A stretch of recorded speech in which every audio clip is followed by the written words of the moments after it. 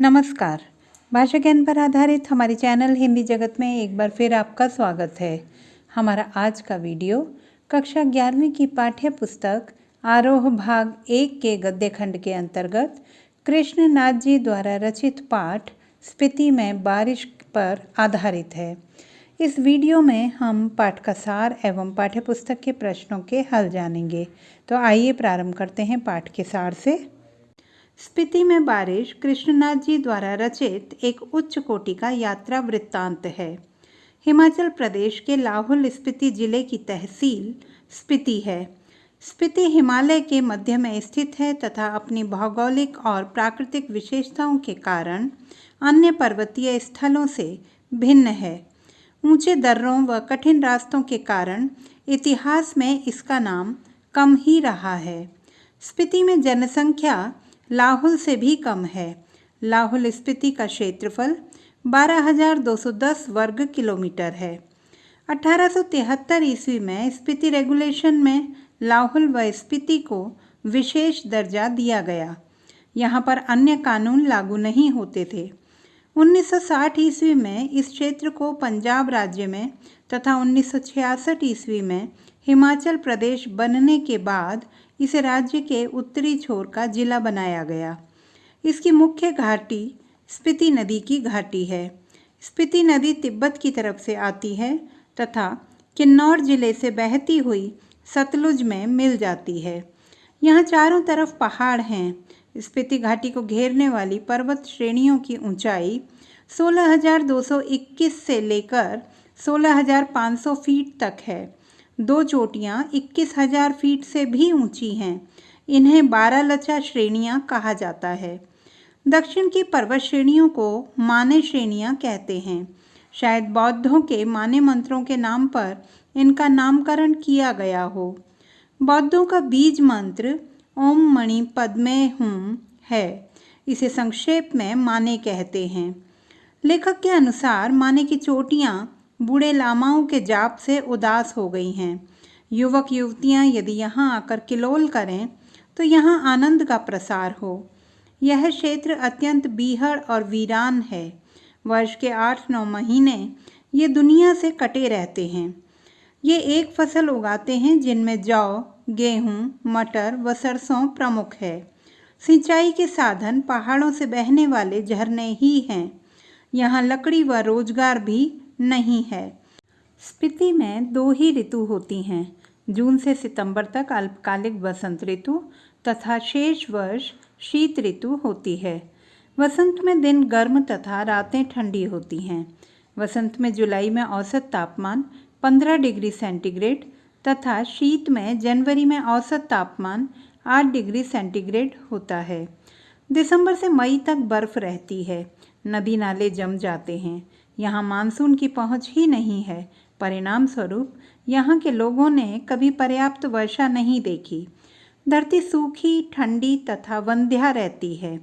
लेखक कृष्णनाथ यहाँ की जनसंख्या, ऋतु, फसल, भूगोल तथा जलवायु आदि का वर्णन करते हैं। उन्होंने दुर्गम क्षेत्र स्पीति में रहने वाले लोगों के कठिनाई से भरे जीवन का भी वर्णन किया है। लेखक ठंडे रेगिस्तान में युवा पर्यटकों के पहुंचने को बूंदों से भरा एक सुखद संयोग मानते हैं। लेखक के अनुसार युवा पर्यटकों का वहां पहुंचना स्पीति के पर्यावरण को बदल सकता है। अब बात करते हैं पाठ्यपुस्तक के प्रश्न उत्तर की।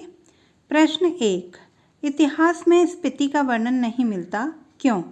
उत्तर, पर्वत श्रेणियों से घिरे हुए स्पीति की भौगोलिक स्थिति अत्यंत विचित्र है। यहाँ साल में 8-9 महीने बर्फ रहती है और यह क्षेत्र शेष संसार से कटा रहता है। यहाँ जनसंचार तथा आवागमन के साधन भी नहीं हैं। दुर्गम रास्तों एवं अत्यंत कठिन मानवीय गतिविधियों के कारण यहाँ की आबादी बेहद कम है और यहाँ इतिहास नहीं बन सका। यह क्षेत्र प्रायः स्वायत्त ही रहा है।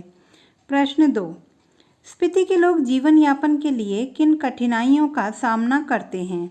उत्तर, स्पीति के लोगों को जीवन यापन हेतु अनेक कठिनाइयों का सामना करना पड़ता है। यहाँ लंबी शीत ऋतु होती है। 8-9 महीने तक यह क्षेत्र शेष विश्व से कटा रहता है। यहाँ जलाने के लिए भी लकड़ी प्राप्त नहीं होती। यहाँ न हरियाली है और न ही पेड़। पर्याप्त वर्षा भी यहाँ नहीं होती। यहाँ साल में एक ही फसल उगा पाना संभव होता है। जौ, गेहूँ, मटर व सरसों के अलावा दूसरी फसल नहीं हो सकती। किसी प्रकार का फल व सब्जियाँ यहाँ पैदा नहीं होती। यहाँ रोजगार के साधन नहीं हैं। ज़मीन खेती योग्य है परंतु सिंचाई के साधन विकसित नहीं हैं। अतः यहाँ के लोग अत्यंत जटिल परिस्थितियों में जीवन यापन करते हैं। प्रश्न 3, लेखक माने श्रेणी का नाम बौद्ध धर्म के माने मंत्र के नाम पर करने के पक्ष में क्यों है? उत्तर, बौद्ध धर्म का बीज मंत्र है ओम मणि पद्मे हुम। इसी मंत्र को संक्षेप में माने कहा जाता है। बौद्ध धर्म में माने मंत्र की बहुत महिमा है। लेखक के अनुसार स्पीति की पहाड़ियों में इस मंत्र का इतना अधिक जाप हुआ है कि इस पर्वत श्रेणी को यह नाम आसानी से दिया जा सकता है। लेखक के अनुसार संभवतः स्पीति के दक्षिण की पर्वत श्रेणी का माने नाम इसी कारण पड़ा है। प्रश्न 4, यह माने की चोटियाँ बूढ़े लामाओं के जाप से उदास हो गई हैं। इस पंक्ति के माध्यम से लेखक ने युवा वर्ग से क्या आग्रह किया है? उत्तर, लेखक के अनुसार माने पर्वत श्रेणियाँ बूढ़े लामाओं के जाप से उदास हो गई हैं। लेखक देश दुनिया के युवा वर्ग से आग्रह करते हैं कि वे यहाँ आएँ, हंसें, खिलखिलाएँ, किलोल करें तो यहाँ भी आनंद का प्रसार हो और वातावरण की नीरसता समाप्त हो। उनके आगमन से वातावरण में ताजगी व उत्साह का संचार होगा। प्रश्न 5, वर्षा यहाँ एक घटना है, एक सुखद संयोग है। लेखक ने ऐसा क्यों कहा है? उत्तर, लेखक के अनुसार स्पीति में वर्षा बहुत कम होती है। इस कारण वर्षा ऋतु मन की साध पूरी नहीं करती। वर्षा के बिना यहाँ की धरती सूखी, ठंडी और बंजर होती है।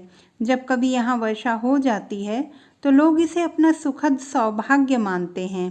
वर्षा के दिन को वे सुख का संकेत मानते हैं। लेखक के वहाँ पहुँचने पर वर्षा हुई तो लोगों ने इसे एक सुखद संयोग बताया। प्रश्न 6, स्पीति अन्य पर्वतीय स्थलों से किस प्रकार भिन्न है? उत्तर, स्पीति अन्य पर्वतीय स्थलों से बहुत अधिक भिन्न है क्योंकि यह हिमाचल के मध्य में स्थित है। स्पीति के पहाड़ों की ऊंचाई 21,000 फीट तक है। यहाँ के दर्रे बहुत ऊंचे व दुर्गम हैं।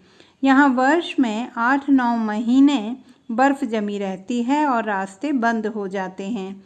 यहाँ वर्ष में एक ही फसल होती है जिसमें भी जौ, मटर, सरसों, गेहूँ आदि ही लग पाते हैं। फल व सब्जियाँ यहाँ उत्पन्न नहीं होती। यहाँ वर्षा नहीं होती और पेड़ पौधों और हरियाली का नामो निशान नहीं है। यहाँ परिवहन व जनसंचार का कोई साधन नहीं है। यहाँ आबादी बहुत कम है।